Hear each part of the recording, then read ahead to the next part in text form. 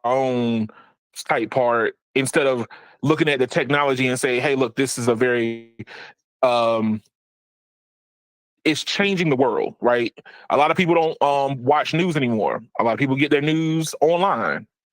A lot of people get their news from TikTok. I mean, I watch my wife's timeline, and there's a whole bunch of people trying to be reporters, which I find kind of funny that news has become what streaming did to what to content. So content used to be in a handful of silos, and you can only watch it in a few places. Now you can watch it everywhere. So news and reporting news and different sides of the news is being spread out to everybody, and you have a diverse set of where you want to get your news from. Brandon, I don't know how if you care about this subject, but for me, I think that this is pretty controversial right now. What do you think? It is controversial.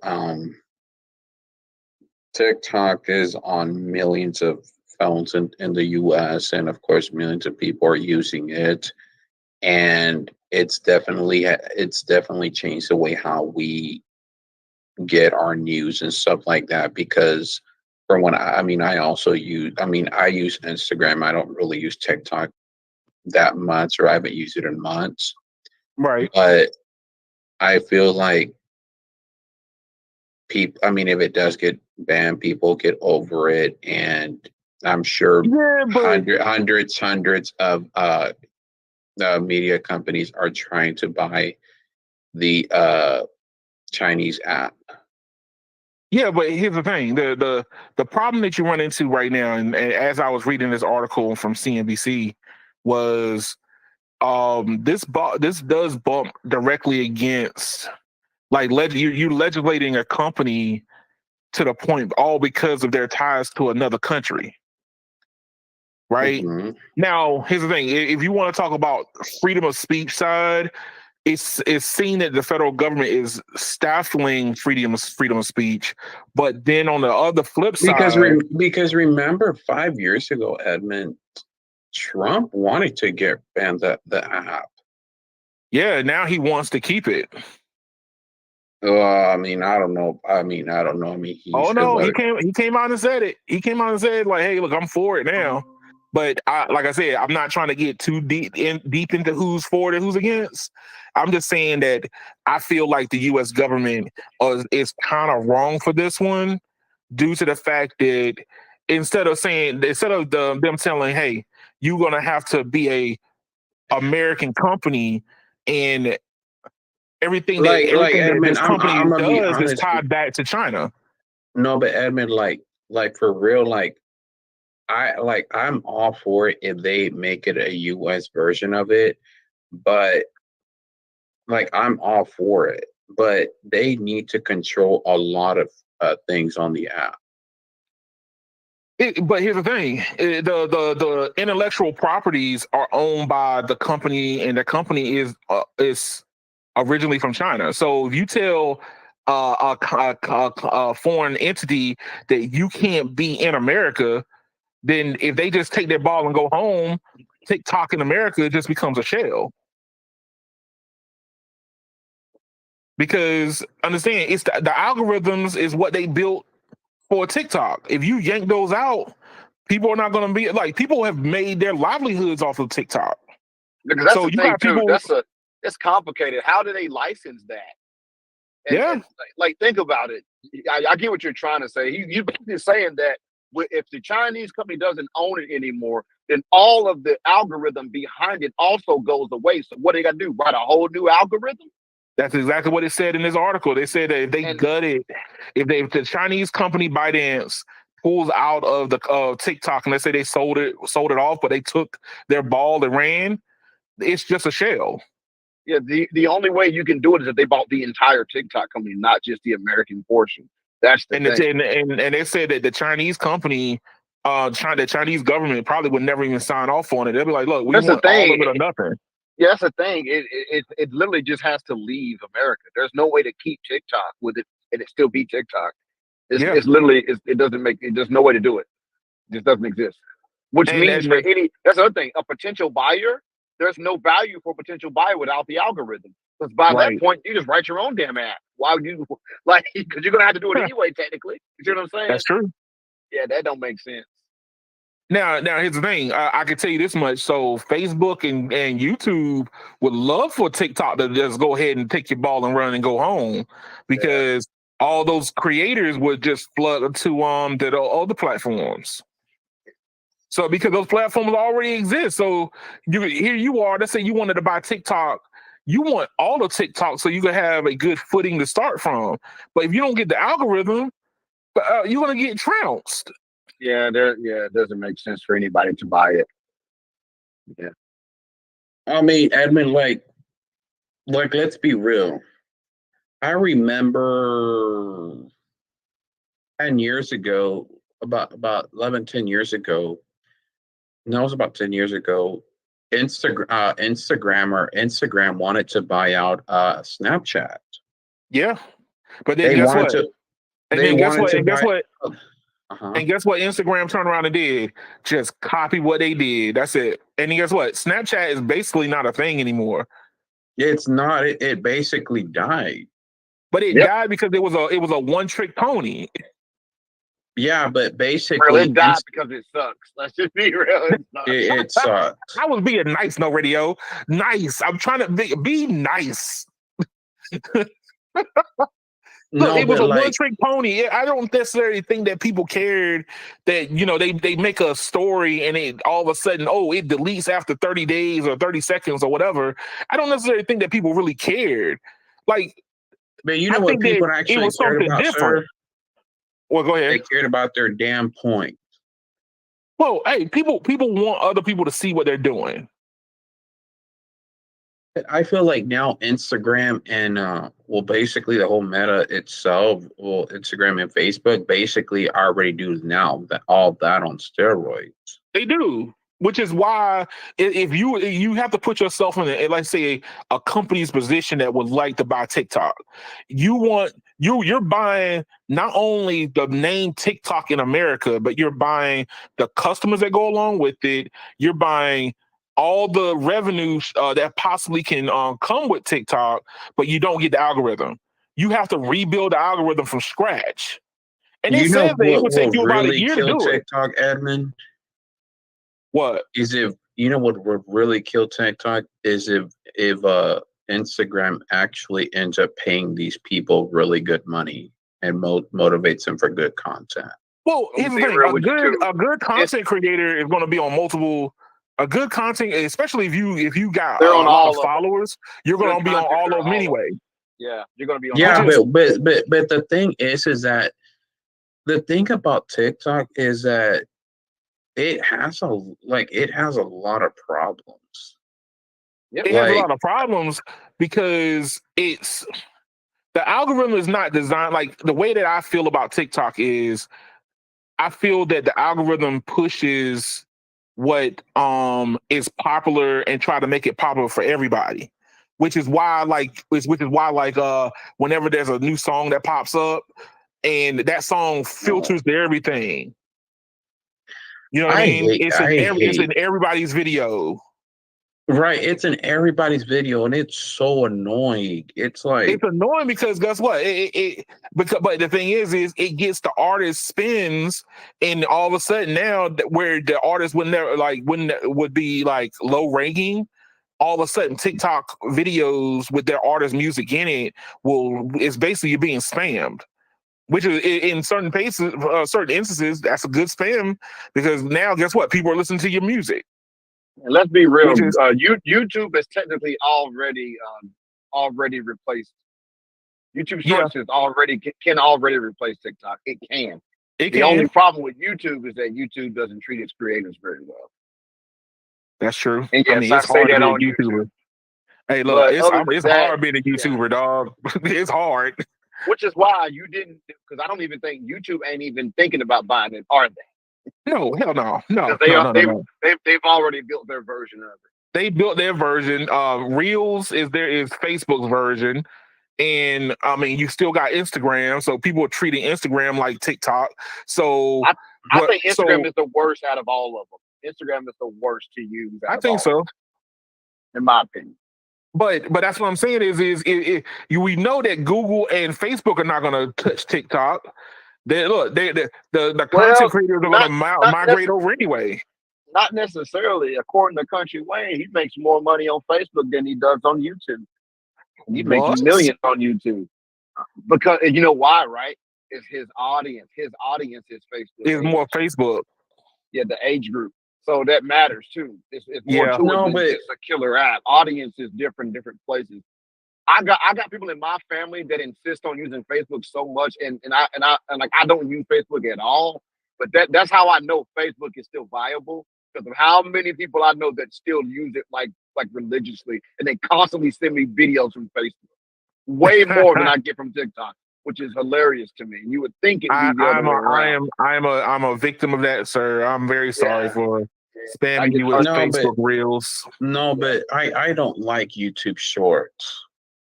Actually, I prefer YouTube Shorts. So here's my thing, though. So are you saying TikTok is better? Because I think they both are equally crap. No, I think Instagram and YouTube are basically identical. I mean, I'm sorry. I'm sorry. Better than Instagram. I'm sorry. TikTok and Instagram are the same, but honestly, I prefer Instagram more than I do TikTok, because I feel like that there's a lot less AI on Instagram than there is on TikTok. And then basically YouTube is basically all the leftovers of what was on all the other two. Yeah, because I mean, depending on who you watch. Yeah. I have YouTube creators that also do shorts. Their stuff isn't coming from TikTok. Yeah, So but a lot of YouTubers, a lot of ones that you see on YouTube Shorts is because they just copied it and lifted it off of their own. Because the watermark is at the back of the video. Yeah. So it's all they were just copy and paste. Yeah, I don't see nearly as many TikTok watermarks as I used to see in the beginning of YouTube Shorts. Yeah, I hate the YouTube watermark. I mean the TikTok watermark. Yeah, I used to see it all the time. I don't really see them anymore. So I feel like a lot of creators are actually making content on both. And then, like I said, it also depends on your algorithm and who you watch. You may watch a YouTuber who doesn't do shorts, right? So of course you wouldn't see shorts for them. You're going to get all the random, No, you know who would have to buy out, who has the power to buy TikTok out, and who actually needs it the most right now? Amazon. Yeah, but that's my thing. Oh, hell no. But once again, Keon, I don't think TikTok even has a value because of the fact that you can't have the whole thing. If Amazon can't get the whole thing, it's not that valuable. Well, I'm saying that their pockets are the only ones that's deep enough that they can actually go into China and say, "Hey, we want the whole thing from ByteDance." Yeah, but we know China's not going to sell it, so that's irrelevant. Yeah, true. That's the point I'm trying to make. The fact that what I'm saying is it almost feels to me like it would be impossible to have an American version of TikTok. That's what I'm saying. Because like I just said, what we're going to do still? What we're going to do? Steal the algorithm?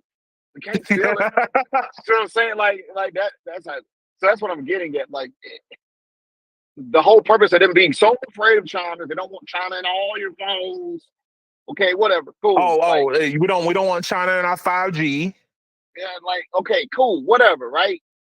But TikTok, dude, do you know how many things the government needs to fix in their like?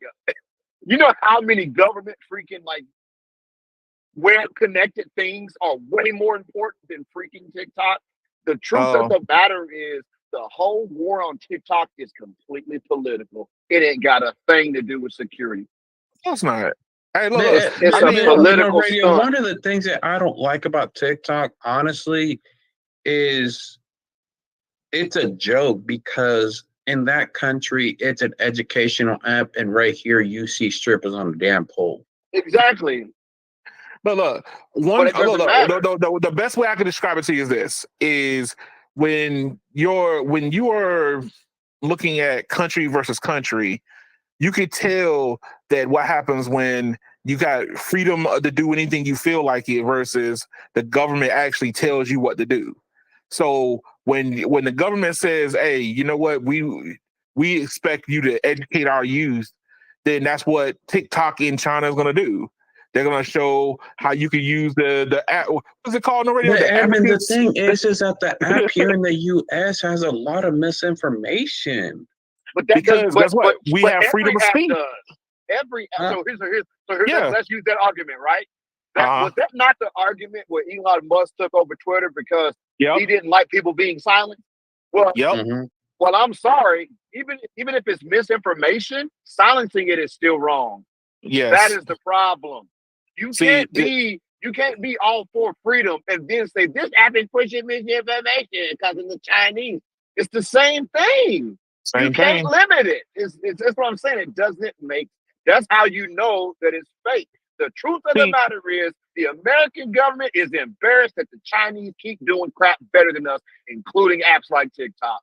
And they can't Yeah. have the most popular app in the world, including America, be not from America. That's I true. mean, they assemble everything for us. That's what but they can't they just can't let that be. The truth is it's a political stunt, so they It's can a- get the yeah, hey, look, conspiracy that- nuts who vote on that side of the aisle so they can get them on board by doing these little things. That's what it is. It's a That's way true. to get voters. That's all look, it is. look what we did. We stomped out that Chinese company. They keep fixing problems that don't actually have real consequences on the ground. That is the problem. But that side of the aisle love to have their beliefs be paraded in front of them. That makes them feel good. That's the reason why they do stuff like this. There ain't nothing going to change. There's still going to be strippers on Instagram and strippers on the YouTube Shorts, sir. It ain't going to be any different. You're not going to get more educational content from any other version of TikTok than you do now. It ain't Yeah. gonna happen. So it's But you know what, irrelevant. Norio? They're Hey, not solving anything. Norio, remember you told me this, and then I heard this on the news where they're saying like more people are getting their news from like apps like TikTok and on the web Yes. than they are traditional. Absolutely. So I look at this as being like news version of like streaming. So now we went from only a handful of companies that would had their hands in the pot of content. Now everybody's doing content. Now you starting to see it fold back together again. You know, you starting to see it come back together again. But I think that this is that time where news is getting ready to get yanked apart. And then now what's going to end up happening is you're going to have to say, hey, where do you if your news is not viable, then we're not going to follow you. You know what I mean? But it took it being yanked apart to finally go, like even Brandon just said it. Hey, it took for it to be yanked completely apart for you to go, but I can't trust it. Well, I mean, another thing that social media did back then. I mean, well, I'm sorry, during the thing that was thrown in the air a few years ago was they were like there was a lot of misinformation and Instagram and well, basically social media altogether was basically like in the post and saying, oh, that is not, or you can't do this or whatnot because of 19. Yeah, but Brandon, the thing is there's no law that says you can't speak your mind. I mean, if somebody believes you, hey, look, as much as political as I am, if somebody believes what you say, you have power. And as much as I don't like it or not, that's what happens.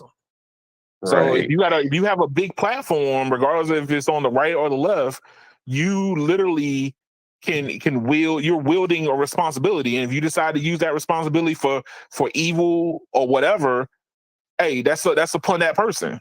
So if a person wants to spew lies, then that's on them. And it's up to the rest of us to go, all right, do I believe you or do I not? If only the government would put this much attention into actually improving children's lives, God, Oh no, would be so much better. then we would have productive kids. They Heaven say forbid. that they were trying to But take I over mean, TikTok. even then on radio, like the app is very distracting for them now. Oh, But I don't my have it point on my is, sir, phone because it's but that that's the distracting. point, though. You think if you take away TikTok and all the other apps are now not going to be distracted? It doesn't make any sense. Oh, It they're doesn't do just as anything. addictive. what I'm saying. It doesn't do anything. You're not the only way this makes sense is if they banned all apps from that have video content. Oh no, then YouTube would never exist, sir. Don't say So those words. what you're saying is being distracted is only bad when the Chinese own it. Wow. No, That's my point then. You're not getting rid of a distraction. I mean Them- OnlyFans is doesn't it come from Europe? OnlyFans ain't going nowhere, sir. No, Nowhere. I know that. But I mean, Kids for ain't on now, OnlyFans. They broke. Only men with money on OnlyFans. Dag already. Over there tricking in the virtual strip club, basically. Over there tricking. That's basically what OnlyFans is at the end of the day. The government ain't attacking none of them sites. Aren't No, nope. Because a lot of them government workers are probably looking at it. That's why. dude, you got countries like Colombia where hell you could attribute some of their GDP to the cam girls. Mm, That's how I think they have the highest population of cam girls on the planet in Colombia. wow. Yep. 99% of the cam girls are from Colombia. Period. All of them. But you know what? But let them ban it in Colombia and see what happens to the economy. oh no, it's gonna tank.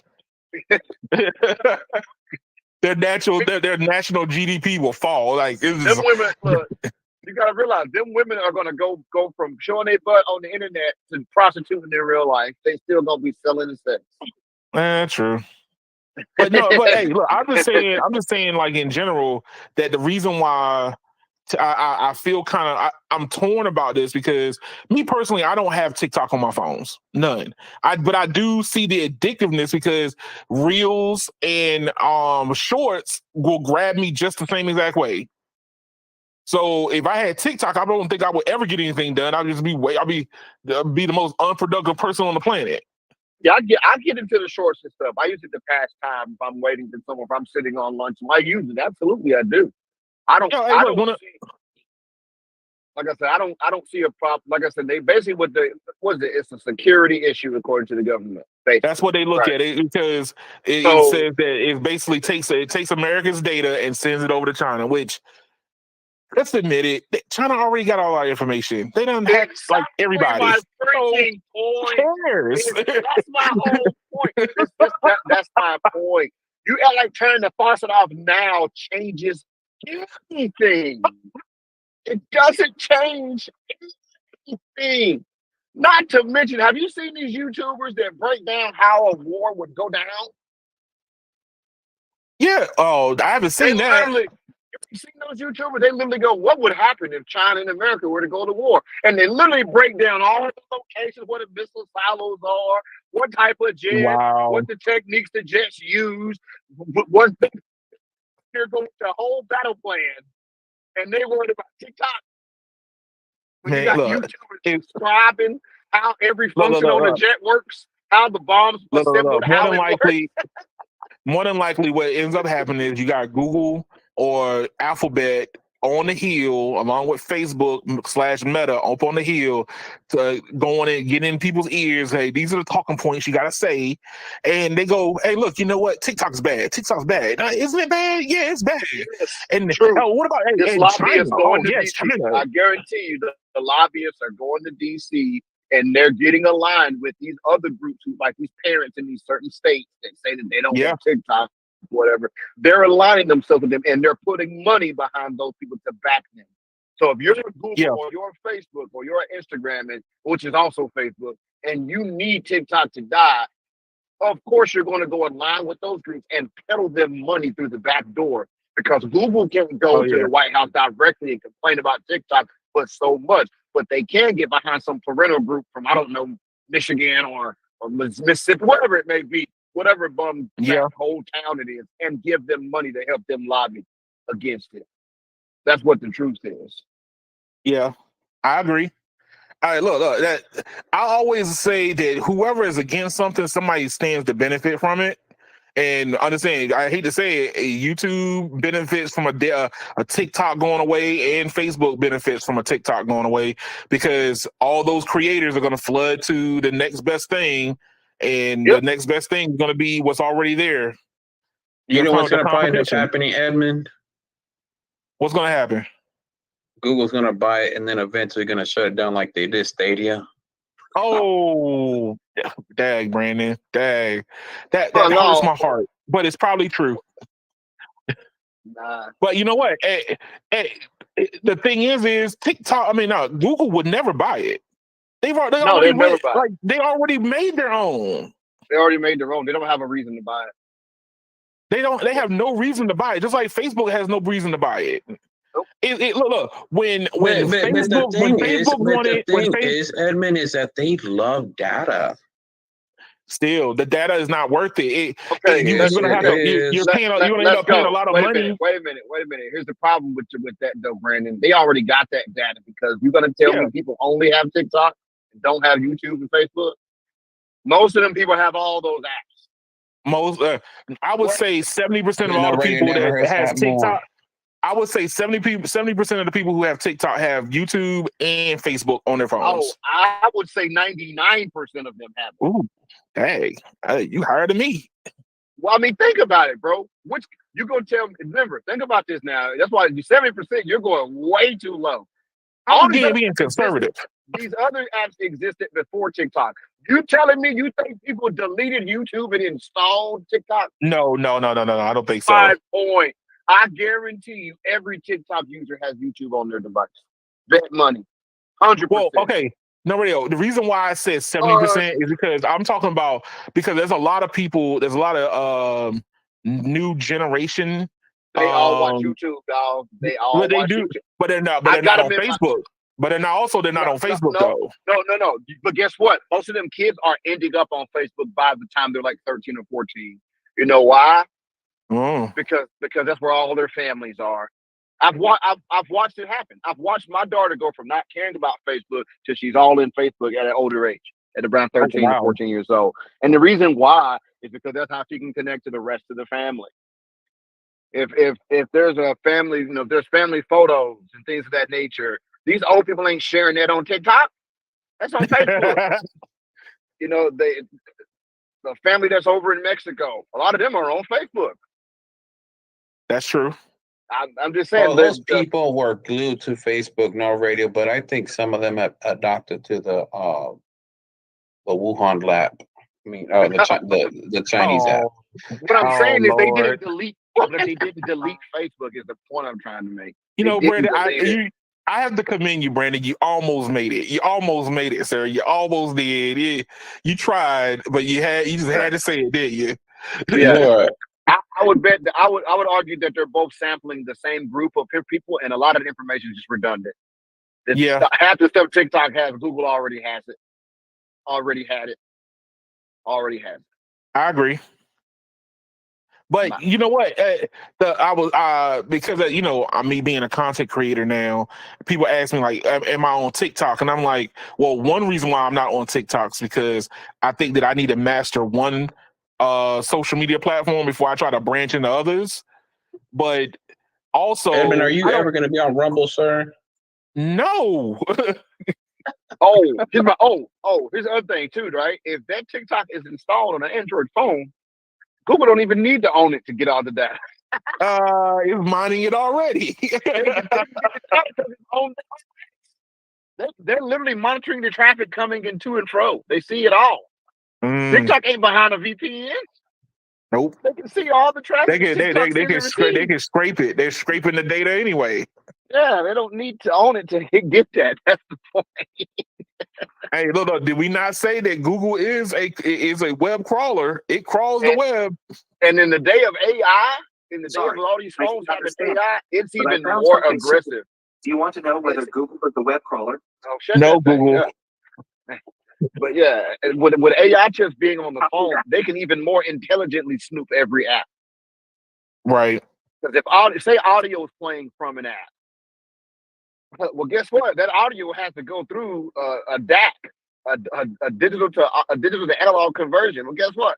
Even if the AI doesn't have direct access to the file, guess what? It can just pull the audio through the DAC conversion and then re-render it. Go, oh, that's Snoop Dogg. Hey, I mean, no radio. I mean, Shazam showed that you can. You can hearing it is hear enough. something and pick it up. Exactly my point. Google already has all the TikTok data. So why buy it when you already got it? Yeah, they already got it, bro. That's what I'm trying to tell you. You can't hide. Look. I'll be The right thing back. the thing that you don't have that TikTok has that Facebook and YouTube don't have is the popularity. It's how Exactly. popular it is. But that popularity goes away when the person fires up TikTok for the last time and they says our services will be going elsewhere, and people go no. And just remember, coming first. A lot of times we give companies too much credit just because they're first. Yeah, TikTok is not inherently that much better than any of the other apps. It was just first. It was first of its kind. So what that means is this: if you're the first of your kind, right, your entire first audience, when they show up to the party, your way is the first way to do it, right? So if they have to right, edit video or add audio or crop or clip or whatever it is, right? The functionality, right? Once right. you get used to how an app works, when someone else brings another app out similar but it's different, a lot of people automatically say it's worse just because it's different. When if they would have been presented with the other one first, then they would have said it was better automatically. You get what I'm trying to say? I get what you're saying. Hey, Sometimes the look, first way you learn how to do something is always the best to you because you don't like change. And we already know people don't like change. So YouTube yeah. Shorts may not necessarily be worse. It's just because it's different. People automatically give it hate. Well, here's the thing, though, Radio. As I've been on this YouTube journey of mine, like even YouTube has changed their tools for making videos. So you used to have to like upload your videos through the YouTube app so you can get your video online mobile. Now they got a dedicated through the app itself. You can load your video. It's not perfect, but you can see that they're like, yo, the YouTuber, like the content creators want to be able to upload now. So whatever pops in their head and they make a video, they want to upload now. So give them the ability to make it now so you can compete against TikTok, which TikTok did everything through the app, period. Yeah, Google had this. See, that's another problem with Google too. Well, at least historically, when you were adding videos on Google, it takes forever for them to encode stuff. It's Yeah. already uploaded. That part's ridiculous. That's your first problem. The other Yeah. problem is Google doesn't. Google, aka YouTube, won't let you go live while you're mobile until you get a certain amount of people. TikTok doesn't do that. Actually, they changed that. No, they actually changed that. They make it where you have to verify. So you have to verify who you are before you can go live. Yeah, but TikTok never requires not even that. That's true. That's true. So like little stuff like that Google they wanted to paywall everybody to death or like tear people to death. And TikTok was like everybody's a superstar. Yeah. It doesn't matter how many followers you have. And the company that has the least amount of resistance is the one that's going to succeed the best. Exactly. So little stuff like that is what Google would have to pivot on. That would miss with their whole moniker. And the reason why that matters so much is I really believe you can become famous faster on TikTok than you can on YouTube for those reasons I just gave you. You start off with full access basically from day one. Which is why a lot of creators start there first. Yeah, I don't think that I've never heard of anybody saying that, oh, TikTok is putting bigger users up front. I've never heard anybody say that. No, not necessarily, no. And that inherently is part of why I think TikTok took off faster with the younger crowd. Because a lot of these people were able to create whole successful social media in less than a year on TikTok. And a lot of them were already trying for 4 and 5 years on YouTube and it never happened. Right. So that's another thing I think is different. And that challenges Google's method.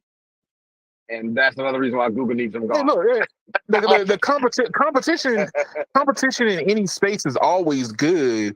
The problem you run into is now that the U.S. government has decided to turn its cannons directly at TikTok, the only beneficiaries are the ones that were trying to grab their TikTok's audience. It's a waste of our taxpayer money within this TikTok business. It's a waste of our time. And you know what's crazy? Even if you ban it, a VPN will still get it back for you. That's the other reason why I say it's dumb. It's dumb.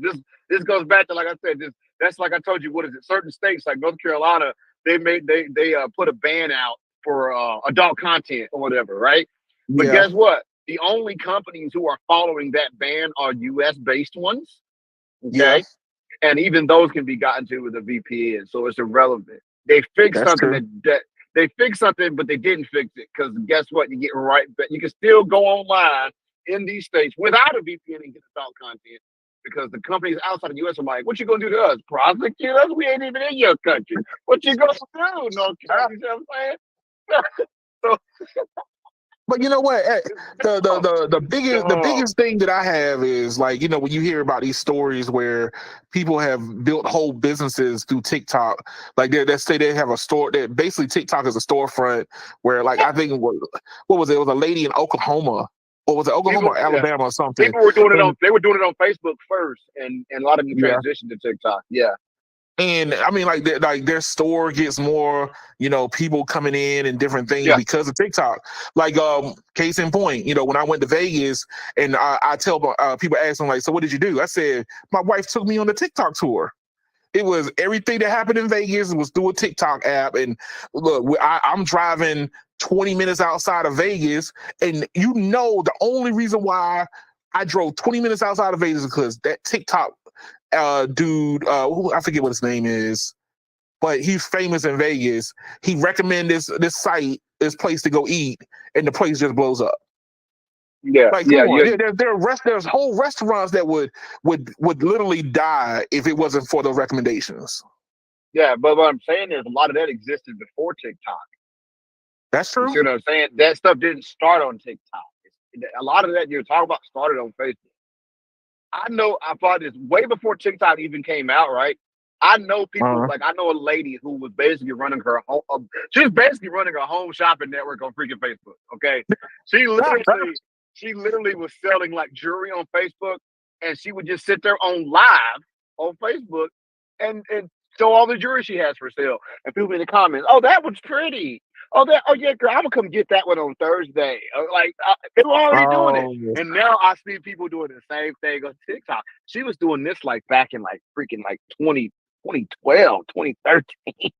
yo, Whenever like live first was available on Facebook, she was doing it yo, hey, already. Norio, check this out. So, like I said, my wife is on TikTok. I'm not, and the since Power World came out, there's this big rush of like simulator games that started popping up. I think they were already there. It's just that there's more YouTubers playing them now. So all of a sudden, she was like, "Look, this TikToker is live playing like it's called Supermarket Simulator. There are like 150 people watching this TikToker play a game of being a store manager." Yeah, my wife plays those games See, on her phone. On her phone, yeah, she does a my wife restaurant one does the too. same. And my mother used to play those games, and guess where she played them? Where? Facebook. See? You don't remember back when Facebook was like really pushing games like Oh, I heavily? remember. I don't see I it as much as I remember. used Hey, to, but there was a the time where you scroll and it's always a game there, and you click it, and it would yeah, launch the game inside of Facebook. Candy Crush. That Who I forget the Farmville, company. one of Yeah, I the forget the farmer company games. that did Yeah, Candy Crush. But yo, that they became a multi-billion-dollar company yeah. traded You talking about? because Yeah, of Candy it's a Crush. can. It's called something with a T. The name of that company. Yeah. I forget what the name of it is. But yeah, that company literally blew up on Facebook and they were everywhere. Everybody was playing Candy Crush. Everybody. So I'm getting at people make it seem like TikTok started this stuff. It didn't. It No, started no, no, with no. it started This is a new elsewhere. evolution of. The only difference was TikTok made it easier for people to do these things. That's it. It made it simpler, easier, less complicated. Right. That's it. And that's why it's winning like it is. Yeah, well, right now it's winning, but hey, if this legislation holds and they don't get a stay and a reversal, that TikTok's gone and VPNs are going to go through the roof. And and what's even more hilarious, a lot of the music artists don't want TikTok either. You said they don't want it? Yeah, because a lot of the revenues about not being recorded properly. So, for example, for a new artist, TikTok is your best friend. For an established artist, it's a problem. Ooh, I didn't know that.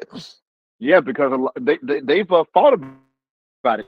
A lot of the artists have thought about it and try to renegotiate their contracts because a lot of their music was getting put on TikTok, but they weren't being paid for it. Oh, is that one of the reasons why like a whole studio I think with Universal Studio for music backed all the Pull way their out? music off.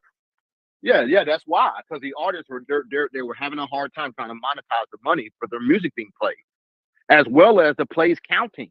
So, for example, the way music sales work today is based on streams, right? Well, if Right. my song got played on TikTok 8 million times, but it's not being reported to the RIAA, guess what? Those plays never happen. Right. So you're using my you're using something I own to drive your platform, but I don't even get credit for the plays from your platform properly. That's true. You see, like a lot. That's the reason why a lot of the artists were unhappy. Now, but for a brand new artist who wants to get out there, TikTok is his best friend because it's going to be easier for his song to get put in front of people. But once he's already established, TikTok is now a problem. And then you got to get a lawyer to go fight and try to figure out how much money they owe you. So the people who are already established it doesn't want TikTok around. They're not going to fight for it. They want it around, but they needed to properly report Right. and pay them properly. See, a company like YouTube has already got a system in place for that. Right. Which is why they can do it. That's the thing. Whenever you play those videos on shorts and stuff, those artists actually get credit. They get credit for it. Yeah, because it's using their audio from their song that's already on YouTube, and they're getting credit. Mm. Yeah, I know a lot of people are saying they're not getting paid for their stuff, and they're trying to fight to get their money. Yeah, hey, look, I mean, that matters.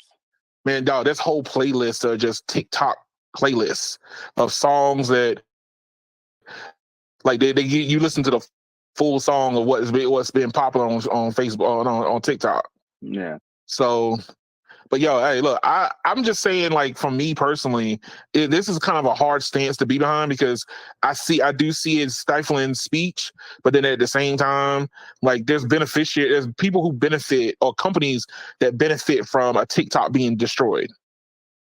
You know, it'd be different. It was like, yo, there was multiple TikTok but there's only two. It's TikTok, Facebook, and YouTube. You kill one, you just made a duopoly. You automatically turn around and made a duopoly right there. Instead of a three-way race, you made a duopoly through legislation. So check this out. It says currently TikTok pays artists 3 cents for each new TikTok video that uses your song. Oh wow, that's now, cheap. Now remember, it says for each video. It didn't say pay for how many times the video gets played. How many times the video gets played? There you go. So if if that video goes like, if that video goes viral, you get nothing from it. There's your problem, right? You don't benefit from the variety, the video going viral at all. So say you got a fire song out there, everybody's loving, and 500 TikTok creators use it. Well, you only get paid 3 cents 500 times, like us. And that is the end of your pay. And their right. your problem. Listen, 1,000 plays, 1,000 videos would only pay the artist $30. But 1,000 videos going a million times, you get none of that. No extra money. Yeah. There's the problem. Mm. So That's like crazy. I said, for the new guy who's trying to come up in the game, like a guy like was that Mexican OT out of Texas. Yeah. I see him nonstop on Shorts and TikTok, and it's not a copy of the video. Right. It's his video, probably. But for him, it blew him up. But once he's blown up, now it loses its value after that. Right. At that point, the only purpose it would have is say his career starts to slow down. Well, his next move to come back would be to have some viral thing on TikTok again. So it can be used as a way to get back relevant, but once relevant, it doesn't really have value But for those artists anymore. but see, but here's the thing: a bigger creator would have more success on on TikTok than a newer one. Because so the way that you just structured is this is I as a new content creator got to convince thousands and thousands of people to make a video with my song in it. So my song has to hit viral status with a lot of people for me to get money. Look very But much, you know? if one video goes viral, You ain't tell me if I get no money for you. oh Sorry, I'm sorry. no, you good. Hold on. But if my one video goes viral, I don't get nothing for it. So it's kind of like you're a detriment to your own success. Mm-hmm. So you become successful, now you can't even benefit from your success. That's crazy, man. Ugh, that's crazy. But That's what Curtis King be talking about, man. hey, look, man. More reporting is going to come out about it. I feel it looks like they're going to end up just killing it. Yeah, because ByteDance is not going to sell, and who's going to want a shell? that's what I'm saying. You're only buying the only thing you be buying is the name. Yeah, I mean, you're pretty much getting a name, and you're going to have to reinvent the wheel all from scratch. You don't own the hotel, but your name's on the front of it. Right. Here's the thing: you probably just get the hotel name. You get no beds. You don't get nothing. You just get a shell of the hotel. And they even go take the filters out of the AC system. They go, if there's a stove in the kitchen, they go take the eyes off the stove. They'll leave the bed bugs, but they're not gonna. You go in there and the plumbing's missing. Right. You're like, you took the toilets. Yes, we want all our stuff. All of it. No. They're gonna leave the toilet, but they're gonna take the push knobs off all the toilets. They're gonna take the flappers out of the bowl. What they say? They said you want to get somebody, all you have to do is do a bunch of little annoyances. Yes. It like drives people crazy, man. A bunch of minor annoyances is how you really miss with somebody mentally, not big stuff. Hey, no, radio. Look. Since I follow like world news, right? So when America left, Afghanistan, like fully left Afghanistan, right? The news went behind them to go see what these bases. So when America, they built all these bases and everything in Afghanistan. We're talking about full on infrastructure, right? So America went in there as they were leaving. They cut full cable and fiber lines and took out all the servers and stuff. And it's like all you see is like drop down ceiling panels with fiber lines cut in multiple different places. Like if you thought you were gonna splice this back together, good luck. Yep. They went in there and just gutted. Like they took all their hardware out, but then they cut the infrastructure. They cut up the infrastructure. So now, like, if you took over the base, which they knew that the Afghanis and the Taliban was going to do, there's nothing you could do. There's no power going into the place. They cut the power lines too. They cut the power cables, everything. I was like, dang, that's pretty much what's going to happen with TikTok. They're going to go in like, oh, you want the name only? Bam, it's yours. Have a nice day. Matter of fact, give us $26 billion for the name. That's like we're willing to sell $26 billion for the name. That's like leaving a bunch. You get the bed bugs. That's like leaving a bunch of cars with draining the oil out of all of them. They go there and try to crank it and blow the motor up immediately. They blow the motor. They go no real. All those Bugattis that's in Dubai that's been flooded. You can have those. Yeah, you can have those. They're yours. We don't want them. But it's a Bugatti. We don't care. Oh, bro. Funny you mentioned that. I was watching a video about this dude named his name was Ferdinand Ick or something, and he's like the guy that designed all them cars. And it was like, yeah, he mastered selling the same car to you 5 times at 5 different prices. And it was basically like showing how all those cars have all the same parts, but they're all like way different price ranges for the Oh, same God. cards for different cards, same parts. So what you're He's saying like, is yeah, Apple is trying to learn. Is trying to learn from that man, that one single guy. yep. Same iPad, multiple different prices. They were saying like there was like, for example, there's like a Volkswagen that is literally the same car for all the mechanical and the buttons inside and everything. The only difference is Wow. how the car looks on the outside. And there's a, what is the other one? The Bentley is identical, but the Bentley is like 80 grand more, but it has all the same parts. The name is always about the name. It's just the name different. It's like, The look, the steering name wheel's the same, difference. the cigarette lighter's the same, the seats the But same no, with hey, different colors, you know the what? radio's the same, but you go to the Bentley I dealership for a had replacement radio, the radio is 20 grand. You go to the I Volkswagen had dealership, same radio, $500. I had always said that Volkswagen vehicles are just plain, just enough that they look like other things. And I kind of, when you start tearing it down, you like Volkswagen owns like Audi and Yep. Bugatti and Lamborghini, and you're like, there's no way in the world they stamp all new parts for all these vehicles. There's no way. Nope. They Ain't don't. no way, bro. Ain't no way. Yeah, they showed one where there was like a radio knob was like $1,000 on the Ferrari. No, it was the key. It's like a key's $1,000 on the Ferrari, but it's the same key as a Volkswagen Golf. Oh, The no. Golf key is way cheaper. It's a different color.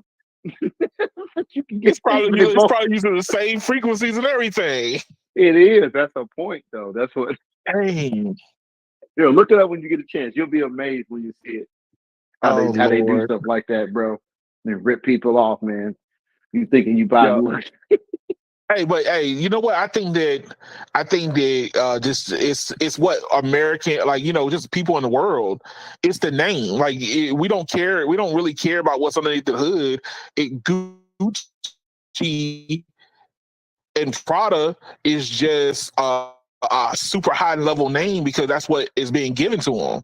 Everything else tries to be like it, but they probably use all the same materials. You think they grow their cotton in the mystical fields of Neverland, and it's only harvested by the beautiful fairies? No, they get their same cotton from North Carolina. That's that Southern cotton. That's where they're getting it from. Yeah, man. But yeah, hey, I got one more story for you, sir. This one is something I've been covering, and my YouTube traffic is starting to come back again. It came down the pipe today. I mean, a couple of days ago. Shout out to Sneed and Let me give me another one. shout out to Sneed and Tech Life for breaking this pretty fast. By the time I found out about it, I was already behind the 8 ball. But T-Mobile reportedly is close to a deal to buy parts of U.S. Sailor. So U.S. Sailor is for sale. I knew this day would come. I've only been saved forever. You ain't right, sir. You ain't right. I knew this day would come. Now, here's the thing.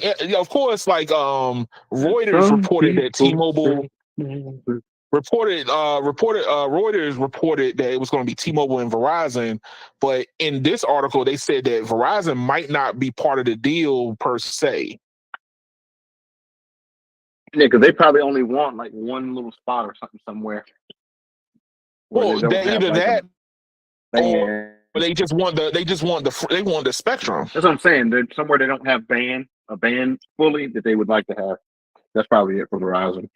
They don't need I don't think they need any of the footprint, but they might want some of a band in a spot, like somewhere where they don't barely have any band too. If U.S. Cellular does, they'd want that spot. Right. Like, certain parts of North Carolina where Verizon is starved for band too. Oh, super starved. I look, as I was doing my research about this, going back and looking at the U.S. Cellular footprint, and Verizon is starved for band 2 on the eastern seaboard of North Carolina. But that's where U.S. Cellular operates at. Oh, they're starved. So it's actually the opposite, Verizon is starved for Bantu everywhere but the eastern coast of North Carolina. Oh, Wait, so like out, if you go out to like Carolina Beach, Wilmington, all that, Verizon's got like 20 megahertz of Bantu out there. Oh, but if you come over here, 5 megahertz. But hey, look, I want to do a deep dive into this because, like I said, the traffic on my videos that have U.S. Sailor in it has starting to go up because of this report. So now you got T-Mobile inherently getting ready to come in and sweep up what's left over of U.S. Sailor, and they're trying to drag in. They're trying to drag in Verizon into this so they can get it done. Let me say it, Keon. Your brother is about to be swallowed. Yep, he about to get that T-Mobile swag, baby. He about to get that TDJ. He about to get swallowed. Oh, he about to get force migrated and he don't even know it. Yep. Hey, look, I told him. Nobody listened to me. I said, look, man, I'm trying to tell you it was really good. Oh, man, we're fine where we are. No, you're not. People, look, the last, the first quarter of this year, US Sailor lost like 46,000 customers. The people were leaving. They're leaving. Here you go. So if people, I don't think that people understand that US Sailor is not nationwide. They have nationwide roaming agreements, but they're not footprint nationwide. So let's show. I'm gonna show the people. Dish. Man, no, Dish has a larger footprint. Well, I mean, yeah, but Dish has a larger footprint. Not in North Carolina. Okay, yes, it does. I had to do some math. They do have a larger footprint, but it's not by much. Yeah, it ain't by much. Come on, man. So Dish has more major cities covered in North Carolina, but US Sailor has more rural covered in North Carolina. More rural coverage. Yeah. So here's US Sailor's coverage map. Looks nice, right? Looks like a nationwide coverage until you zoom in. So let's zoom in. And now this is their coverage. This is their coverage. So I'm from Eastern North Carolina. This is where North Carolina is. No radio. This is Maine. Remember that fast 3G? This is where it was right here. Come on back to the Carolina. 3G. Come on back to the Carolina. Oh, Edmund. Zoom you in. forgot to talk about the iPad. How it doesn't have millimeter wave. I'll come back around that to next week. Wave, so it's all good. Exactly. So yes, this is the side of North Carolina I'm from, people. So this is why, because my brother does not leave this side of town. Okay, this is the side of North Carolina that I tell people I'm from. I'm from Eastern North Carolina, coastal. This is coastal North Carolina, as you can see. And US Sailor is more predominant here than they are for the rest of the state. So Greensboro, basically, Charlotte, all the the mountains cities that don't matter, they don't have. Like they need, like the cities that do matter, like they don't have coverage in Raleigh. Right, and major you would think cities. they need it. They do need it. Fayetteville, major city. Yeah, Greensboro, look. major city. Durham, major city. Charlotte, major city. All the major cities they don't have. It's like it's like they evolve. Okay, you're looking. There goes my thumping ground. Siler City is my hometown. See? And they have literally one tower in Siler City, by the way, guys. One tower. And I kid you not, it's like a 70-foot tower in the middle of nowhere. Not even joking. So here's the thing. So you got this. This is the footprint that you're dealing with. And US Sailor, me personally, I'm surprised it didn't take this long for them to find. Like, this is the northern neck of Virginia up here, West Virginia up that way, Tennessee, chunks of Tennessee and Knoxville. What is this? Missouri. Arkansas, Kansas. Missouri, yeah, Kansas City. Like, look. Why are you not in the city? Like that seems kind of weird. Like your footprint literally goes, oh, that's city life. We don't do that. They could only afford to buy Spectrum in the non-metro. That's true. All the places that count, the other big companies had the money to outbid them in the Spectrum. Chicago. That's why I said they would only be adding to some of these other carriers' bandwidth in the areas they do cover. Right. So, for instance, out in Wilmington, like I just described earlier, Verizon has plenty of Band 2. Who's slack on Band 2 in Wilmington? T-Mobile is, but they won't be with U.S. Cellular anymore. That's true. They'll gain that there. Now, here's the thing: if you they have complete coverage already, T-Mobile, tell you the truth, I don't even think T-Mobile is going to use a lot of that grid. They just want the Spectrum, probably. They probably would just throw away all the tower sites, but they'll gain the customer. What's left over the customer base? Yeah, and like I said, they'll use the band. Because it's reported that they only want 71. It's reported that they only want to spend like $2 billion for the company, and we valued it at least $3 billion for the company itself. Who valued it that high? Because I didn't. Well, we talked about it. It was briefly. I told you 1.8 is what it was worth. Well, you get $3 billion from. Well, here's the thing, though, Radio. Maybe with the fiber, with all the fiber. See, that's what I was about to say. I was getting ready to say that. I don't think they're getting the fiber. So I went and looked up the parent company, which is TDS. TDS, yeah. So I went and looked up TDS, and this is the closest map that I could find of TDS and their footprint when it comes to fiber. Yeah, I don't think that's for sale. That's not for sale. TDS will probably stay as its own company. It's not a part of the buyout. Look, this is what I could find a TDS availability map, and it's still weird. Yeah. They're saying the red areas are 0% availability, 50% is yellow, and 100% is green, and it's not that many. And there's not that many places. What's the purpose of even showing us the red? Shouldn't the whole map be red? The whole map should be red. Exactly. That's dumb. You're gonna give us a representation. What is these the areas that you think about you want to go to? They said that looks too bad. No. Vegas is completely red. But you think about want to go there? But maybe they're planning it. It's green, like 100% green. It's a different shade of green here. What is that called? What's that? Or maybe they only included the red so people who live in that area would know not to try to get it because they see neighbors, somebody down the street getting it. Probably. Maybe that's go, we're not there. It's only there. It's basically they're only putting the red where it's proximal to their existing footprint. Right. Oregon. Yeah, that's exactly what it is. That's what it is. The red is only there for the people who live there to recognize that it's not covering them. That's why they didn't paint the whole map, because if you're in a state that they have zero footprint, you don't need to see red. You just know you can't get it. Right. So you wouldn't, and in fact, you probably wouldn't know the company existed. So I don't. Yeah, that's what they were attempting to do with this. The red is only there to stop people from calling in. But this is the highest concentration of their fiber to some of their cell sites in the Midwest right here, which is Wisconsin and Illinois. Yeah. If you're in Milwaukee, it's a no-go.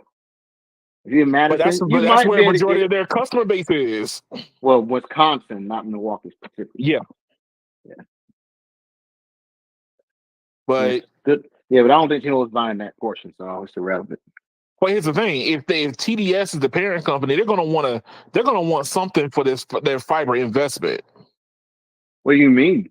What's that got to do with them? They'll just continue to offer home ISP services on their fiber and sell off the wireless company. Doesn't matter because they're not. Because remember, they're not together. That fiber is not a part of U.S. Cellular. That's just like Charter Communications' parent company is Liberty Media. Just because you buy Charter don't mean you buy Liberty. That's true. That's They true. because they also have other companies that are not a part of us. So, yeah, it's just a division. So no, T-Mobile's not getting any fiber in the U.S. cellular buyout, which is why $3 billion is not remotely feasible. But then that means And that the $2 billion that they are reported, that's asking more because you valued it at well, like 1.5 billion. well, remember I said the company was valued at 1.8. That doesn't mean the spectrum is. Oh no, the spectrum I is would argue the way, spectrum is more valuable than the whole company. yeah. Yeah. So The T-Mobile, assets. But you know yeah. what? Here's the thing: if T-Mobile was to acquire all of U.S. Cellular, we know that it would be a crap show because then they're gonna be like, "Well, you have too much spectrum." Nah, because They would. it's gonna be mostly low band stuff that they be gaining. Well, And they end up closing the gap with. AT&T can't make that. AT&T can't cry about them getting a bunch of low band. AT&T better shut their mouth. Oh, hey, Because I look, got 70 something megahertz of low band. They better shut their mouth. check this out. In certain sections, U.S. Cellular has like 20 megahertz of 600. So Exactly. T-Mobile in a lot of different areas can go from 20 megahertz to 40 Well, of no, 600. you mean when you say 20 megahertz, you're saying 10 up, 10 down. Oh yeah, sorry. So they can expand to 30. There you go. Yeah, they'll expand to 30. My apologies. But But low nah, band only. I don't see an issue with it. But you know that US Cellular is going to want to sell those hardware assets too. They're going to want to get rid of the towers and all. Yeah, but all they'll of it. be but I'm saying T-Mobile will be buying it. They just won't need to use it in most cases. They'll only probably keep any towers that are where they don't have coverage. Every other tower is going to get shut only down. certain ones because they'll abandon it like they did Sprint. Yep. Well, they decommed them because I mean, understand T-Mobile was already building over Sprint, Exactly. and look, as T-Mobile was becoming better and growing faster than Sprint was, you eventually just outgrow them, and then if your grid doesn't match up, then why keep those towers? That's what I said. Right. They're only going to keep towers where they don't have service. That's it. Otherwise, And see, here's the thing. down. What was it when we were talking to EM? He was telling us that T-Mobile sucks in his area, but US Cellular is strong. So there goes T-Mobile would those towers will automatically stay go on. from zero to hero. There you go. Those T-Mobile towers are goes going from to stay zero to on. hero overnight. Those towers are going to get climbed and upgraded and. No, but Edmund, I'm gonna go on record on something. I'm sure Roberto's probably gonna agree on me on something, and it's kind of What's up? It's changing the subject, but not by much. What's up? I think T-Mobile, AT&T is gonna buy out the wireless side of Dish. No, I don't think so. I do not think They so. will, and the You wanna know reason why why? I say that is because they have a good partnership right now with roaming. Brandon, you want to know why? But Because the federal government cried bloody murder when T-Mobile and Sprint wanted to merge, and they said going from 4 to 3 was a detriment. But Okay? look at it but Brandon, wait, Brandon, what does AT&T gain from buying it? Yeah, more spectrum. What spectrum? They just barely had spectrum, and AT&T has plenty of low band. AT&T has more low band than everybody. So what do they gain? They gain nothing. Gain. Plus, this barely has low band. Yeah. Remember, they didn't even buy the 800. They barely got 600. And 600 is the one they're riding on. They be having like 5 megahertz channels of 600. AT&T doesn't need that. And damn well AT&T ain't going to put them big antennas up to broadcast 600. AT&T wants mid-band. That's what they want. Yeah, they and Dish don't have enough. And AWS So then what's is really only going to happen? One way directional doesn't do good. You're going to have another band 30? The only thing that can happen to Dish is a company not in cellular gets it. No other company has any value in buying it. No, really. But what I'm saying is that it has Dish no value. Network, Dish Wireless would be would literally be cursed because they have literally almost no customers. But we already knew that. That's the point. Because So look the at only look at way- Metro, they got bought out. Cricket got bought out. Yeah. But the only thing that only person that Dish would be valuable to is a customer who's not in cellular. Otherwise, they have Yeah. zero value. Like real talk, And AT&T understand, and it would doesn't never need Dish. pass, and it would never pass regulation because, like I said, look, Brandon, if that was the case, AT&T would have been able to buy T-Mobile. Like for example, AT&T might buy out Boost, the brand. Yeah. They don't need the towers. Nope. They don't need the towers or the spectrum. Dish doesn't have coverage in places that AT&T doesn't. But that's the problem. But Brandon, I'm not trying to tell you that you're wrong. What I'm saying is the problem you run into is all the same legalese that T-Mobile and Verizon, okay. So the hold T-Mobile on. and Sprint ran into. Dish is a dead body. It's doomed. It's going nowhere. It's not. It's not. Only way Dish even survives is if a company like Amazon picks it up. And we already know that Amazon is literally just keeping them alive long enough to grab them. That's and all. guess what? And guess what Amazon can do with it if you really want to know. And guess what? I'm not going to say run the cellular network on. What can they do? What they can do with it, for one, is they can reform all that spectrum for their new satellite internet that's coming up. That's true. And use it as additional spectrum outside of the regular satellite services for that. Yeah, because Amazon's supposed to be doing satellite internet. Yep, they could use that as additional services. And guess what? On top of that, they could offer like they could become like a what's the word I want to use? So imagine you're in a town and T-Mobile is at capacity, right? But there's some of them leftover Dish towers. There's a scenario where they could actually pay to let T-Mobile use spectrum. Yeah. I can see that. Like, so T-Mobile can say, "Hey, we need a little bit extra this," and they could pay to use it in that spot. So Amazon becomes the thing that Dish should have done in the beginning, which was you like give us the spectrum, we operate the network, and you just reaping the benefits. You don't have to worry about hardware. We got the hardware side and your spectrum. You just reaping the money.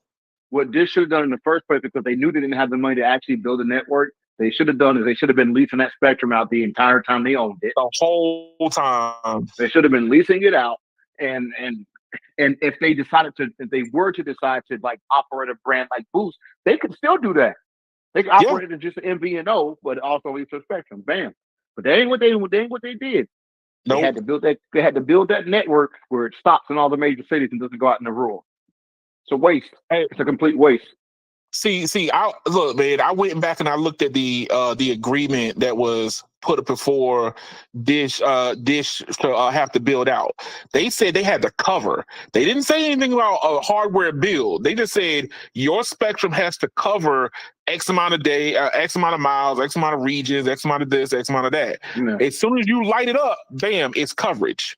So all you had to do was give your spectrum to either AT&T or T-Mobile, and bam, you became you met the requirements.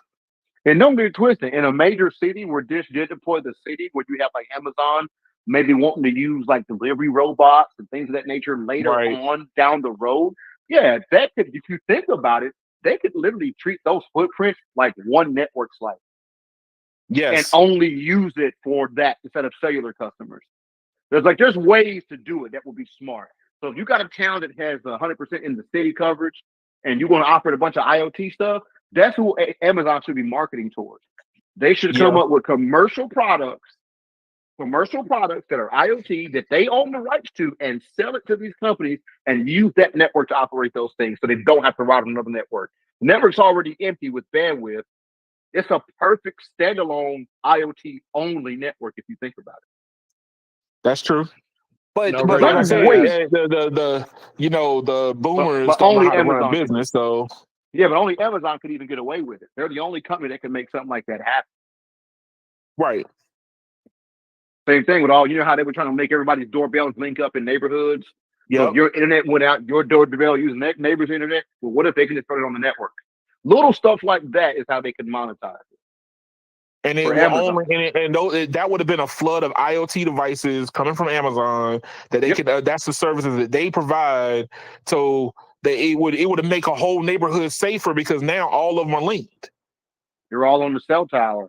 They're all on the So- cell tower, Yeah. and when if power did go out or somebody cut the power or whatever, guess what?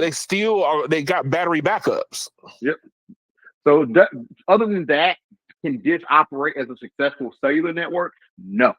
No. Ain't I gonna happen. was trying to tell Brandon was the problem that you run into is if AT&T couldn't buy T-Mobile, and that was frowned upon. And We're man, talking you have about to also think about it. T-Mobile was way bigger than Dish was. Not during that merger no, time. not doing during that. that merger. No, We're talking about 2007, bro. We're talking about Yeah. 2007. I T-Mobile thought this was barely even existed. 2011. No. The original merger was 2007. Remember the roaming agreement was for 7 years, and that ended in like 2012 or 13. Oh, Remember?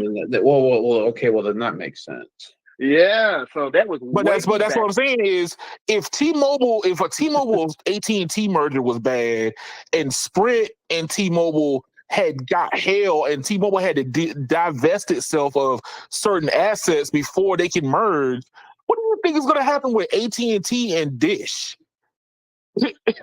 Like, first of all, AT&T they wouldn't get nothing for it, and number two, it would never pass muster with the DOJ.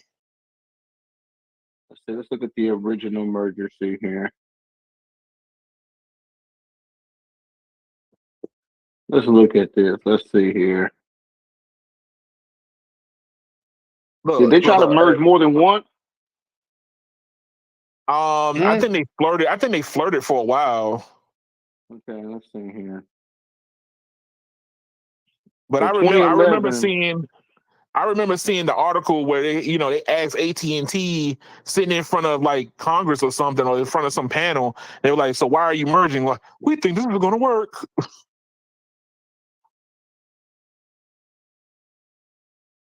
Because I think even then, the only reason why AT&T wanted T-Mobile, it wasn't for the customers. No, it's for the spectrum, probably. It was not even. Well, not no. They only remember they only had bad tooth. It was actually that Southern Tower grid. Oh, Because you got to realize that AT&T didn't even have North Carolina covered in 2011. Ooh. But companies like Suncom had already built out here. Because if you remember, what did the same thing I tell y'all? What did AT&T do when they couldn't get T-Mobile? They went and bought Cricket. Yep. Cricket actually had a tower grid. People seem to forget that part. Cricket at the time was U.S. Sailor. Yeah, they had a tower grid out here. So that was the real reason they wanted T-Mobile, because they wanted the Suncom tower grid, the Southern Communications grid. And that grid went from here to Florida. Ooh. It wasn't even Spectrum. It was the grid. The grid was very valuable because that means that's less towers AT&T didn't have to build or get permits for and go through. I just want to know how many customers T-Mobile had. That's what I want to know. Oh, I don't. Because they were relocated to major cities. I don't think that. Yeah, they didn't even exist in North Carolina. I don't think they. I know at that time they were under Sprint, and Sprint was like 50 million. So T-Mobile at that time was probably like pushing 10 to 12. Let's look and see how big they were. 2011.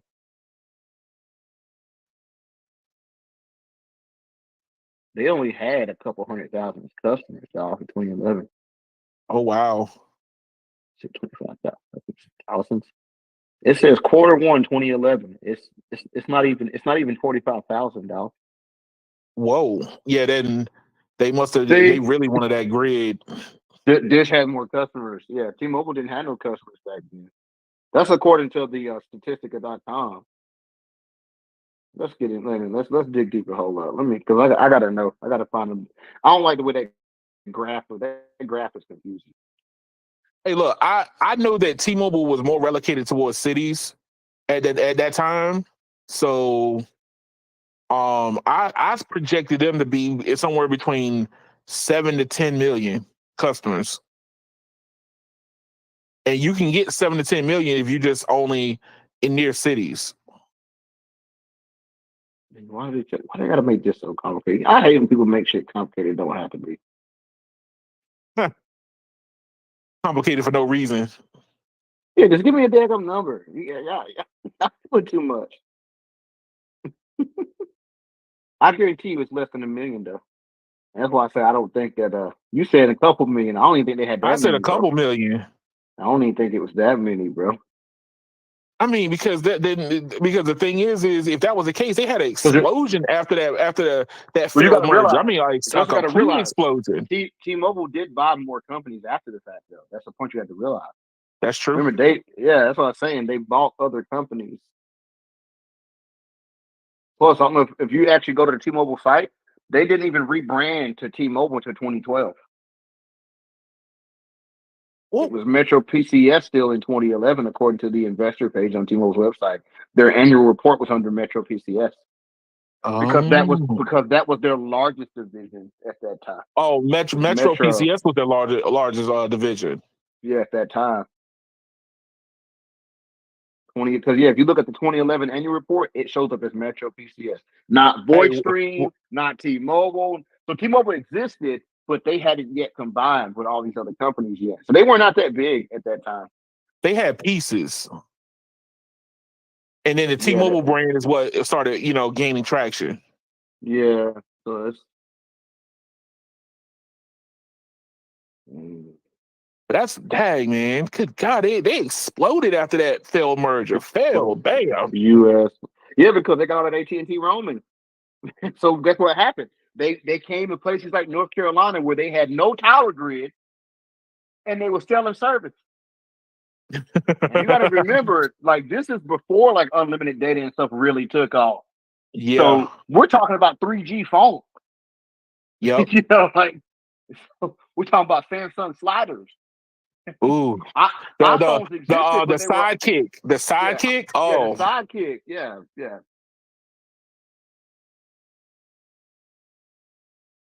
That's crazy, man. It's like they want to hide it. They don't want me to know the number, dog. The hell? Yeah, they rewrite history, sir. They rewrite history. Because I know Carlos said, I forgot, when did the Las Vegas area turn to T-Mobile from VoiceStream? What year was that? Ooh. That was back in 2001 or 2, because my mom had a VoiceStream. Okay, it says the end of the third quarter in 2011. It said T-Mobile is this. Okay, this is what it says. It says they had 33 million customers. Now that is a lot. Yeah, that's what I'm saying. I knew they had a lot. But out of that 33 million, 99% of them are roaming. Oh yeah, yeah. I was dating a girl at the time that her phone literally stopped working in 2012, 2013. Stopped working because I think the roaming ended. Wow. But you know what? That explains, like I said, the explosion after the failed merger explains a lot. And with that being said, we can see now where T-Mobile is just gobbling up all the little stuff, which, I mean, U.S. Cellular was already ready to be gotten. Like, you understand? Come on, you're a small time fry in a big pond, and everybody's already outbilled you, already outdone you. Your coverage map looks dismal, and especially around major cities. You know what? I put it like this: if AT&T wanted to pull a power play, they in theory could buy Dish and do exactly what I said Amazon could do with it. Just operate it as IoT network in cities, separate from the regular AT&T network, and monetize it. Well, here's the thing, though, Radio. I talked about this a couple weeks ago.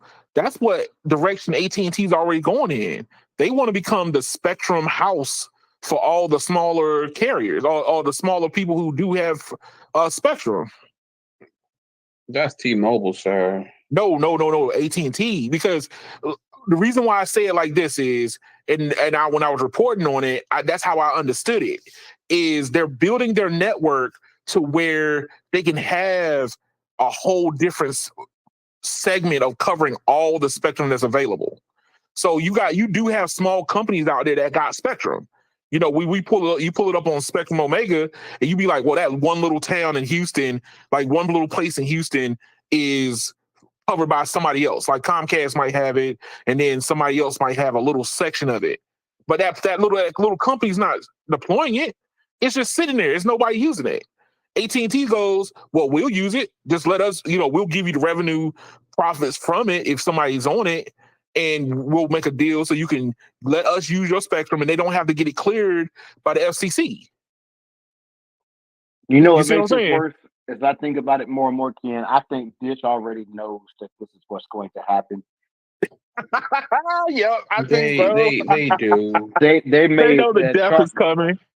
what I'm saying is they may want it, like they may purposely want that to happen, and they basically would have built in a bunch of major cities. They have built a subset network that can be operated privately. Probably. Yeah, I mean, because we see the throughput they're getting with nobody on it. Yeah. But I mean, like I But, said, I don't think Charlie AT&T could run it. though. Charlie can't run it, and to be honest with you, I don't think AT&T would run it right. AT&T has the money, but they don't think they'd run it right. God, man, it may. Why do you think? Why do you think I'm sticking AT&T with letting Amazon. Ericsson? Why do you think AT&T's letting Ericsson run their network? They don't want to run it. I'm gonna stick with Amazon. I think Amazon should pick it up and use it for IoT. I agree. Remember, they already want to deploy delivery robots. What's the purpose of paying somebody else to put your delivery robot on the internet? Hey, look. Buy your little if anything, it's perfect. It's perfect timing for Amazon to grab it, because here's the thing: you get AT&T and T-Mobile's network to use. All you got to do is do longer term agreements. It's not though, Keon, because if they grab it now, the government's going to make them operate that thing as a damn actual network, and there lies the problem. They're going to have to wait for it to literally die, like literally. So they have to get to a U.S. cellular point before they can go in. No, worse. They had to be even worse. Yeah, because if they get it now, the government's just going to pass all the stuff they put on Dish. They're going to pass that to Amazon. Amazon probably wouldn't want that, which is probably why they didn't buy it. So what they're going to have to do is literally just let the thing fail. That's what they're going to have to do. They're going to have to wait until it's completely dead and then buy it up. So then the government won't have any requirements on it. Right. The requirements die. The requirements die with Dish, and that's it.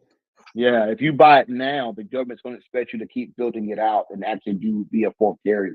And Amazon don't want to do that, because guess what? If Amazon wanted to do that, they would have already bought it, or they would have already dumped the money into making it happen. Well, the thing is, no, radio is that it's extremely expensive to even build it.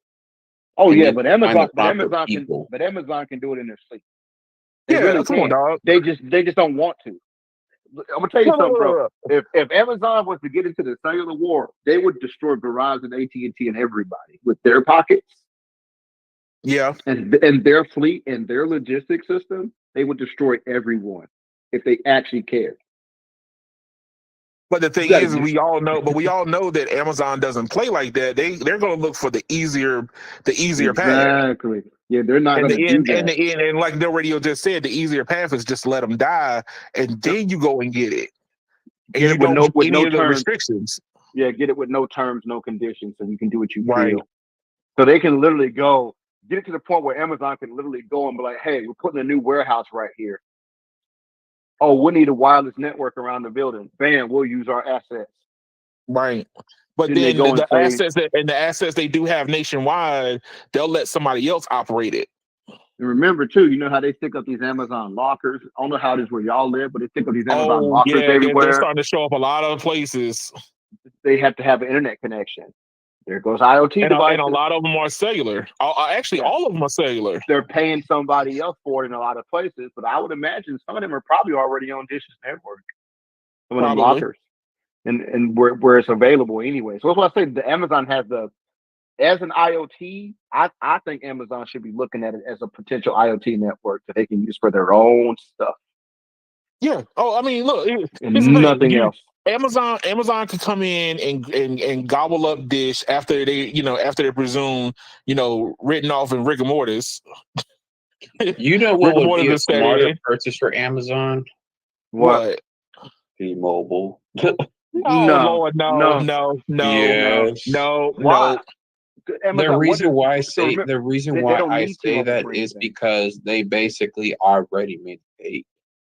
No, man. No, Brandon. They don't No. need that though. But here's the thing: Amazon doesn't need 2 gigabit throughput. They don't need all that for what they're No, doing. but what I'm saying on radio is that they would literally have to find people to actually make the network versus it already being done. But they don't need to make more network. Is the point I'm trying to tell you. They No. don't need more network. They only need network in the cities, and Dish did that. Mm. Yeah. Amazon ain't gonna put a delivery robot at Farmer John's house. No. They're gonna put it Look. there in the metro city area where that robot only travels 1 mile each direction. Brandon, They don't need more network. Brandon, you have to look at how Amazon does things, right? Amazon did not all of a sudden just spring up and become a major delivery hub that's outdoing FedEx. Okay. They literally use FedEx, UPS, USPS, and everybody that delivered for 10, 15, 20 years before they decided to go all in on their own delivery. So why would they go and buy a cellular network that's already established and become a cellular network? They would rather piggyback off of everybody before they do that. Yeah, they would have just bought UPS if that's what they needed. There was reports that said that they were going to buy USPS, the United States Postal Service. You know what they did do though? They started putting Prime only in the cities, and they slowly expanded Prime further and further outside of the cities. But they don't offer all the services outside the city. That's true. That's what I'm saying. The city is the bread and butter. You go in the city and you deliver 15 packages and ain't even drove a quarter mile. You come in the country, you driving 12 miles between packages. You driving days. So guess what? They're not sending, next day stuff to the middle of nowhere. When you go and you put it in your cart, it'll tell you, oh, it'll be here in 2 days. But then the guy in town, it'll be here tomorrow. What's going on? But no, like I said, I think the best case for Dish is that it becomes an IoT only network for somebody. I think that IoT and an IoT network and an MVNO. Even Starlink could buy it. That's true. Or Elon could even buy it. To be honest with you. Elon is not afraid to buy it because they're gonna have. Don't let him put the self-driving on the Dish towers, boy. Oh Lord. He'll buy it. But guess what though, Keon? The benefit for him in that scenario would be there's nothing else on the network if they set it that way. That's true. So the cars get 100% real-time priority over nothing else. You don't add in all the only in those cities. But he wouldn't want to build any new infrastructure around it either. But he wouldn't really need to in that scenario. True, but here's the thing: the partnership that you have with AT&T. What if it's AT&T LTE? Yeah, the reason why I know is because but yeah, the one thing I will tell you is that is not going to be a cell phone network. I can go ahead and tell you that much. It ain't gonna happen. Nah, I see Amazon. I see Amazon becoming an MVNO before I see Dish get bought by AT&T. Me too. That's just how I look at it because it's just how Amazon moves. Yeah. They really should have already done it. Wait until they die, and then once they pronounce dead, you come in and breathe life back into it. Yeah, they should have already done it. But then, like you just said, they would be held responsible for all the stuff that Dish had to do. What I'm saying, if they were going to operate as like a cell phone network, should have already done it. Otherwise, let it die. Let it die. Just don't have enough spectrum to make them that value. Let them die. That is true. That's another thing I tell you too. Those towers, they got these towers over there with nobody on them. Everybody bragging about how fast they are. Like, ain't nobody on the damn thing. Oh, look, bro. Hey, Hey, no radio. Listen. I poke fun at PA Tech about that one. He was like, "Yo, look how fast it is," and I'd be Yeah. like, "Nobody's on it." Yeah, that's what I Like, you don't. getting 600 I'm like, He don't realize in a major city there's like 700 people on a single sector. On right. like Verizon. Now, That now ain't see, here's the that ain't thing. happening. Here's the thing. Earlier tonight, because we all know that Speed Tech lives in Atlanta, and Atlanta Mhm. is a T-Mobile town. So when you touch 2 gigs on your speed test with in the middle of the city, that is saying something impressive because now you're like, yo, you got to realize, yeah, that entire town was covered already in 2010, that's true. 2011, That's 2012. true. Metro had it covered completely. There wasn't no coverage gaps in Atlanta before T-Mobile They even got went back into in there and put small cells in. Yeah, there wasn't no coverage gaps there, so they didn't have to build Atlanta. Atlanta was already built, band to 100%. That's true. I know. I was there in 2011, 2010, and that's whenever people who were there told me Verizon didn't barely work, and Metro was the thing to have in Atlanta. And I knew it was true. You know how I knew it was true? Because I saw Verizon cows parked everywhere. Oh, back in 2012. no, they don't call them cows anymore, sir. They call them the Titan. Okay. I remember I mocked it. I literally mocked it. My homeboy Rio. Shout out to my homeboy Rio, music producer Rio Productions. He was the first person to tell me. I saw a sign. I was like, Metro P, what is that? He's like, oh man, everybody here got that. I'm over here on my little Verizon, but I was forced migrated off of Alltel not long before this, basically. And I was just like, Metro. He's like, man, that's the thing to have in Atlanta. This is 2012. You gotta have that. About. You gotta have that. Gotta have Metro. I was like, dang, okay. Never heard of that. Never heard of Metro. I mean, maybe that's probably where Metro Booming came from. We don't know. He ain't even from Atlanta. Oh, I'm just saying. I'm poking fun though. You know what? I don't think he's from Atlanta. Anyway. I don't know. But yo, hey, the radio. He's not. Brandon, thank y'all for coming by. He's not where he's from. But Atlanta's Mecca though. But Atlanta is the Mecca. Yeah, for music, it's the Mecca. Yeah. But hey, look, I'm glad that y'all stopped by, man. Thank you for giving me some new insights. Because different perspectives to look at. Everybody, thank y'all for watching. Like, share, and subscribe to the channel. If you got any comments about today's subjects, from Apple to Spectrum to US Cellular dying because pretty much T-Mobile getting ready to get it for wholesale, and all the Apple people, I'm sorry, but if you buy the new iPad, you're asking for it. You're asking for trouble at that point. That's because how I look at it anyway. But you deserve whatever happens to you. Yep. Any plugs y'all want to do, Brandon? Well, Brandon's already gone. No radio. Is your normal plug the same? I'm not gonna say it. Yeah. Trying to be controlled. Trying to control myself, sir. I mean, radio. I mean, your normal plug though. There's some older ladies out there that need to hear it. Yeah, they know that I can be found. I can be found in your grandma's sock drawer. You know there it is. There it is. Everybody know that. Man, hey, thank y'all for watching. That's because your grandma's only 40. Oh.